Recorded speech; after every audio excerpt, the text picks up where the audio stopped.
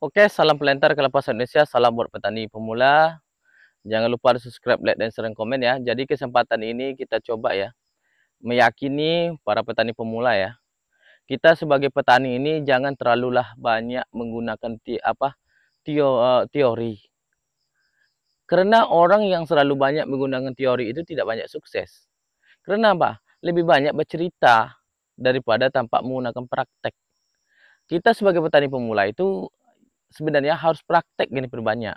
Kenapa? Dari praktek itu kita bisa menentukan mana yang gagal, mana yang beruntung. Jadi kita cobakan praktek itu di pada lahan kebun kita. Praktek itu boleh kita lakukan. Tapi praktek itu bukan kita lakukan semuanya.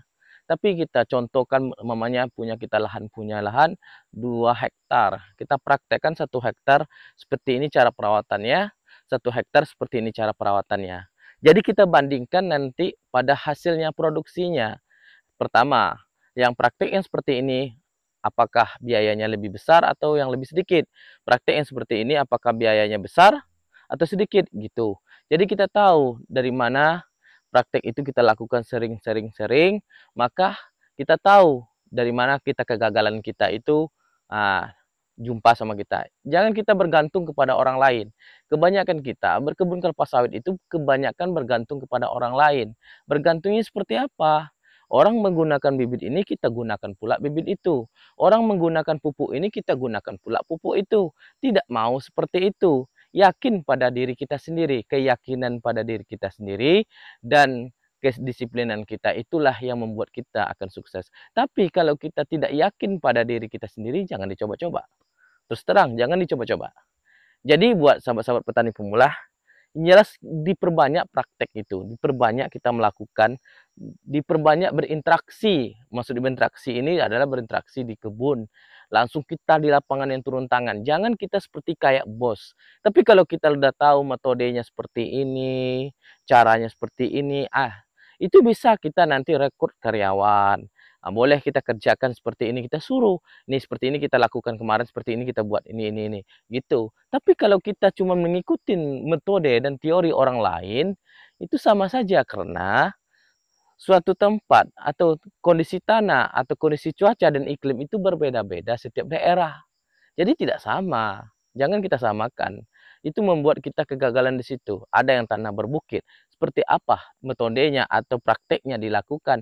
Kalau bertanah lahan berpasir, seperti apa pula prakteknya dan metode yang harus dilakukan. Di lahan gambut seperti itu. Seperti apa pula metode dan praktek yang harus dilakukan agar sawit itu berhasil. Metode di lahan gambut, metode di pasir, metode di tanah mineral itu berbeda-beda. Karena kondisi cuaca dan iklim itu tergantung pada siklusnya. Jadi buat sahabat-sahabat petani kelapa sawit, kita nih sebagai petani itu ya banyak berinteraksi, uh, berkolaborasi dengan langsung di kebun sawit kita.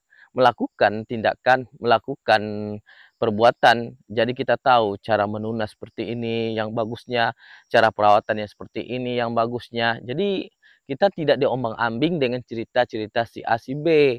Jadi buat sahabat-sahabat petani itulah. Jadi perawatan itu sebenarnya sama semuanya dalam kondisi tanah apapun. Baik itu di lahan gambut, lahan mineral, lahan pasir, atau lahan yang lain. Itu perawatan itu sama sebenarnya. Tapi kalau pemupukannya itu tidak sama, berbeda. Lahan gambut berbeda dengan tanah mineral, dan di lahan pasir berbeda dengan tanah mineral dan gambut cara pemupukannya. Jadi disitulah kita coba praktekkan, lakukan dengan keyakinan kita sendiri. Jangan kita ngikutin orang lain. Karena mungkin tidak cocok ya. Cara yang dilakukan, contoh adik petani melakukan pasir seperti ini. Tidak cocok, nanti dilakukan di tempat dia tidak cocok. Karena apa? Kondisi iklim, cuaca, dan tempat. Itu yang berpengaruh terhadap kondisi sawit kita. Jadi buat sahabat-sahabat petani kelapa sawit semuanya, jadi buat petani pemula itulah tegaskan ke diri kita itu, yakinkan diri kita itu, kita turun ke lapangan. Bolehlah kita jadi bos nanti setelah kita udah sukses, sudah berhasil dalam melakukan hal dalam perkebunan kelapa sawit ini. Contohnya adik petani ini, bukan adik petani tidak melakukan disuruh orang untuk melakukan browning, iya. Cuma adik petani turun di lapangan. Gimana kinerja karyawan kita, kinerja anggota kita seperti apa gitu. Ini dalam perawatan ini, nanti ini dibersihkan, dipotong rumput semuanya, agar sawit kita ini lebih bersih dan lebih makjos nanti kita lihatkan. Jadi buat sahabat-sahabat, gimana cara perawatan yang lebih bagus dan dominan lebih mantap gitu? Ya perawatan itu ya tergantung kita lah, selera kita.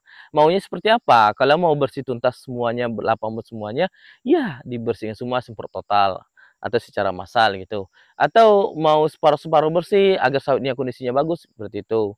Jadi kayak kita harus melihat melihat kondisi fisik daripada kelapa sawit kita. Kalau fisik kondisi kelapa sawit kita itu kekurangan pupuk atau kekurangan cara perawatan kita, lihat gimana bentuk bagusnya. Sawit ini pantangannya satu cuman, jangan sampai ada kayu yang lebih besar, yang lebih menaungi dia. Kalau tidak ada, kalau rumput-rumput atau apa aja, itu dia tidak berpengaruh terhadap kondisi pertumbuhan kelapa sawit. Tapi dia berpengaruh terhadap kayu-kayuan. Jadi pohon kayu-kayu udah tinggi, itu berpengaruh terhadap pertumbuhan dan perkembangannya. Karena terhalang oleh sinar matahari. Kalau rumput di bawah itu tidak ada pengaruhnya terhadap pertumbuhan kelapa sawit. Tapi dengan syarat jangan sampai di piringannya. Itulah sahabat-sahabat petani kelapa sawit. Jadi buat petani-petani semuanya, kita ini sama-sama petani ya. Sama-sama kita melakukan praktek teori atau segala macam agar agar hasil sawit kita itu lebih mantap dan lebih maksimal kemungkinan. Karena kita kalau ngikutin cara-cara orang lain, cara-cara teori orang seperti ini, teori dia sekolah seperti ini, itu bertolak belakang jauh kali dengan apa yang kita lakukan praktek di lapangan. Masa pupuk 12 kilo, 16 kilo itu sama kondisi sawit kita sama mereka. Buahnya sama dengan sawit mereka, bukan karena tanah, bukan karena kondisi pemupukan, tapi cara kita itu berbeda dengan mereka.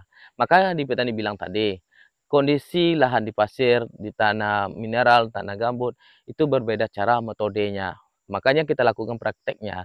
Jangan kita melakukan metode-metode mereka yang tidak mumpuni bagi kita, tidak yakin dengan kita, karena itu membutuhkan modal yang sangat cukup banyak. Jadi buat sahabat-sahabat petani pemula, itulah kita harus banyak berinteraksi, berkolaborasi dengan kebun sawit kita, selalu kita lakukan. Jadi kita nilai kondisi sawit kita, nilai dengan pelepahnya, nilai dengan potensi buahnya, nilai dengan kondisi keadaan cuacanya, nilai kondisi dengan keadaan tanahnya. Dari situ kita tahu, jadi kalau kita tahu, kita tinggal melakukannya dengan mengeluarkan uang yang tidak perlu banyak. Oke, itulah sebuah cerita nasihat, mudah-mudahan bermanfaat ya buat petani pemula. Oke, salam planter Indonesia, salam buat petani pemula.